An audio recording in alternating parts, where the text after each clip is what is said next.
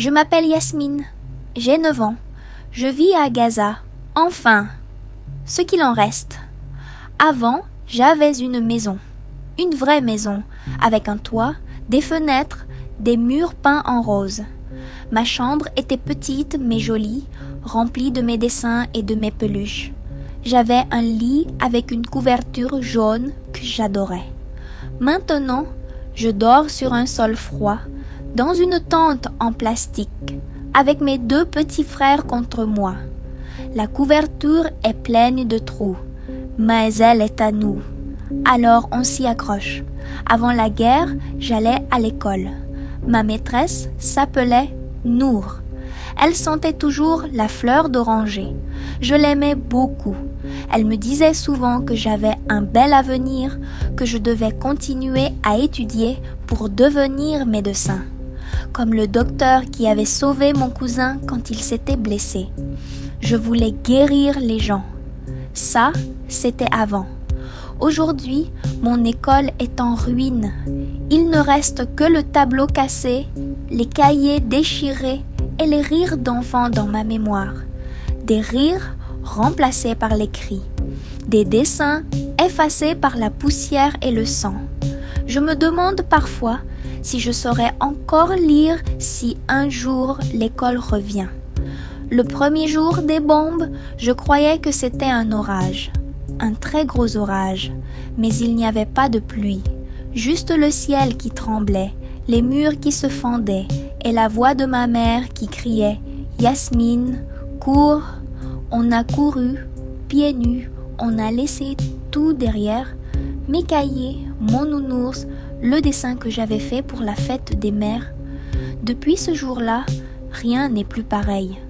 Tout est gris. On vit dans un camp maintenant. Des tentes, des odeurs de poussière, des enfants qui pleurent la nuit.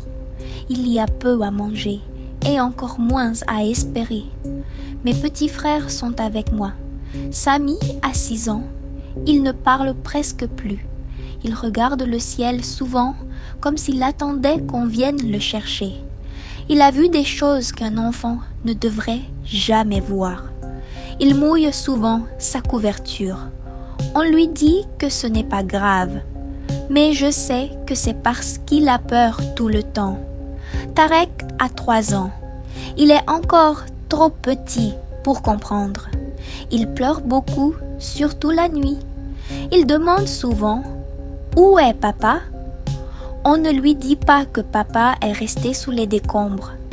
On lui dit qu'il est parti chercher de l'eau. Il pose la même question tous les jours. Il y a des avions au-dessus de nous presque tout le temps. Parfois, ils sont silencieux. Parfois, ils sifflent. Et parfois, ils tuent. On apprend à reconnaître les bruits. Quand courir, quand se coucher, quand attendre. C'est une école de la survie. Mais on ne reçoit pas de diplôme. Maman dit qu'on doit tenir, qu'on doit être fort. Elle ne pleure jamais devant nous. Mais la nuit, je l'entends. Et quand je l'entends pleurer, j'ai peur. Parce que si maman a peur, alors tout est vraiment fini. Parfois, je ferme les yeux et je me rappelle les goûters d'anniversaire. Les ballons, les gâteaux, les chansons. Je me rappelle les jeux avec mes cousins, les parties de cache-cache dans les ruelles. J'étais rapide, je gagnais souvent. Maintenant, je me cache pour de vrai, pas pour jouer. On dit que le monde regarde, mais je crois que le monde ne voit rien, ou qu'il a appris à ne pas regarder. Peut-être que Gaza, pour eux, c'est juste un mot. Pas des enfants, pas des histoires, pas des corps. Un jour, un journaliste est venu. Il a pris des photos. Il m'a demandé comment je m'appelais. Je lui ai dit Yasmine. Il a dit que j'étais courageuse. Puis, il est reparti. Je ne sais pas où. Peut-être qu'il a mis ma photo quelque part. Peut-être que quelqu'un a lu mon nom. Peut-être qu'on s'en souviendra. Je veux grandir. Mais j'ai peur de ce que je deviendrai si je survis. Est-ce que je serai encore capable de sourire? Est-ce que j'aurai encore un rêve? Je veux vivre. Je veux aller à l'école. Je veux courir dans la rue sans avoir peur. Je veux retrouver ma maison, même si elle est cassée, même s'il ne reste que le sol. Je veux juste vivre. C'est tout.